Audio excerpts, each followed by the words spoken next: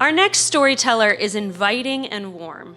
As soon as you meet Crystal, she greets you with this smile and energy that says, "You are safe with me," which is a testament to her hope and her passion.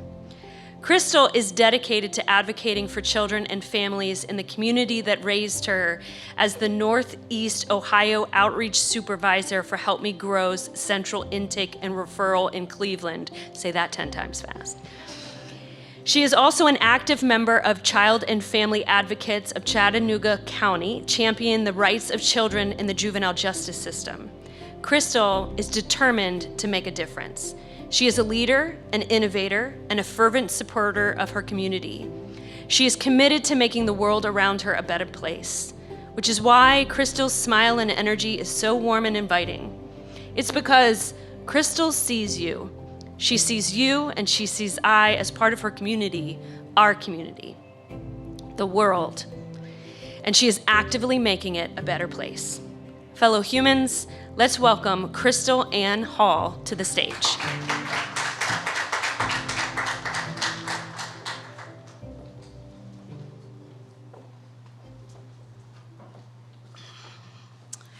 Allow me to take you on a journey. A story that's gonna put together family, the strength of a home, and the need for transformative change. But my story is a little bit different because I was a child of the state, a ward of a different kind. See, my grandparents took me in and raised me on what we now understand as kinship adoption. In their formative years, despite how much they loved me, I was a challenge. They were my grandparents. They were my biological mother's parents. They were supposed to love me and take care of me. So when it came to accessing resources and support that they needed, they were unable to access them because they're supposed to love me. So a 72-year-old man pulling out a 4-year-old out the backseat of a car to go to an appointment to register for preschool, they were turned away because they were receiving Social Security, they were retired. I wasn't on their healthcare plan. Their names were not on my birth certificate. I was slipping through the cracks. They were unable to provide for me because their Social Security was limited. And then why did they need daycare? They're not working.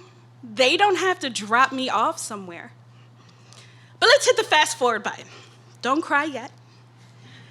In 2020, 32 years after I was born, 29 years before I was legally adopted, the Ohio Department of Jobs and Family Services partnered with Connect to launch the Ohio Kinship and Adoption Navigator Program. This is great. This is a beacon of hope for families like mine, for kinship adoption families like mine. But the journey's far from over. According to the 2023 Ohio Annual Progress Report, from July 1st, 2021 to May 11th, 2022, there were over 16,000 children in the foster care system. Now, through that period that was being evaluated, at the end of each month, there was an average of about 26% of those children in the foster care system that were placed with kinship families, uncles, aunts, grandmothers, cousins. This statistic underscores the critical role kinship families play in providing stability and love to children in need. My grandparents were from Puerto Rico. My grandmother always jokes that she comes straight off the boat and she hopes her English is enough to get milk and bread.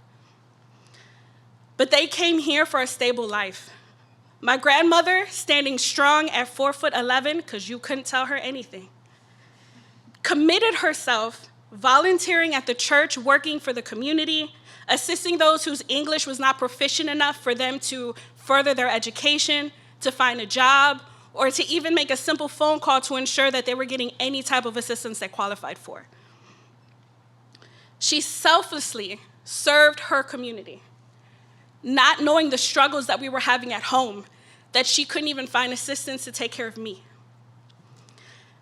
My grandfather, standing taller than the Eiffel Tower, long dark hair, dark brown eyes, was an Army veteran, a retired police officer, whose job he committed to was saving our country and our community. a man of few words, but he was unable to find resources and support to take care of me. It was nothing short of magical on how he could command so much from a room, but seeing them struggle to provide for me was just as hard. When I arrived in their lives, not by choice, but by love, I was a bundle of legal complexities.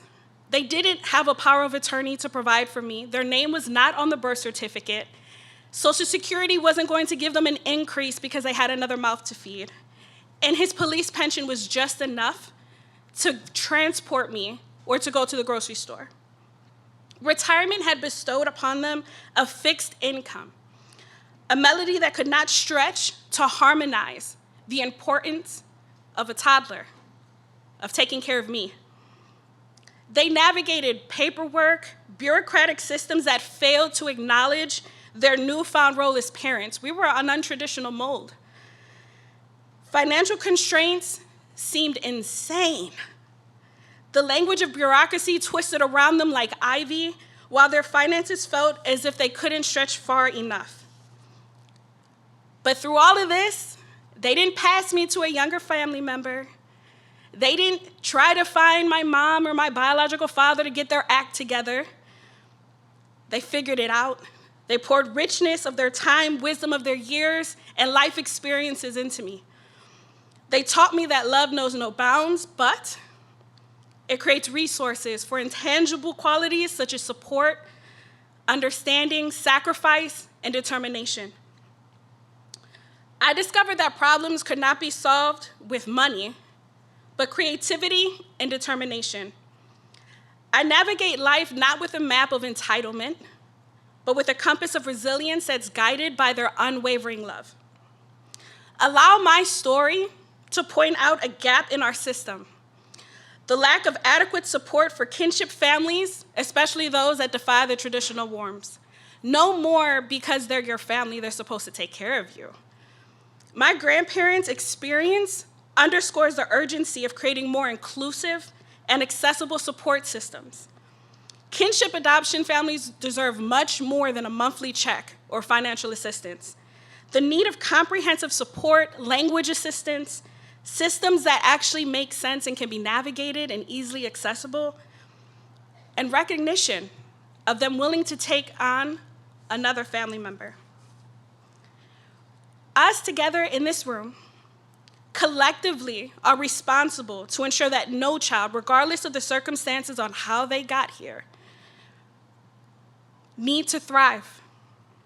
The commitment necessitates the creation of bridges between programs and policies, ensuring seamless access to resources and genuine acknowledgement of diverse family roles.